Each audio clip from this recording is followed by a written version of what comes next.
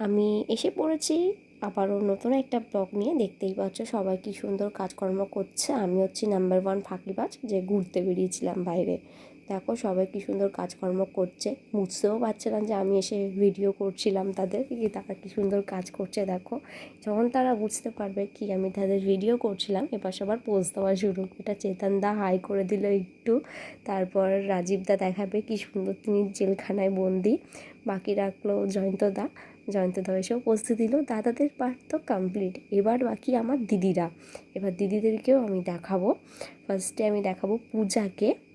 ও এতটাই কথা বলতে বিজি, ওর ভূক্ষেপই নেই কোথাও যে আমি ভিডিও করছি। তো ওর সাথে টুক করে একটু ভিডিও করে নিয়েছিলাম। তো তারপর আসছে মৌসুমীদি, আর একজন নেই, সে হচ্ছে প্রীতি, তাকেও খুব মিস করেছি আমি। তো দেখতেই পাচ্ছ সবাই খুব সুন্দর পোজ দিয়েছিল, আর তাদের বলাতেই আমার আজকের এই ভিডিওটা। তারা বারবার বলছিল তুই ইউটিউব করিস, তুই ভিডিও কেন করছিস না, তোর কন্টেন্ট কেন নেই, তুই যদি ভিডিও করিস অনেক দূর এগোবি।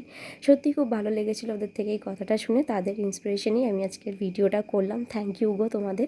তোমরা যারা এখনও বাকি আছো আমার চ্যানেলটাকে সাবস্ক্রাইব করে দিও।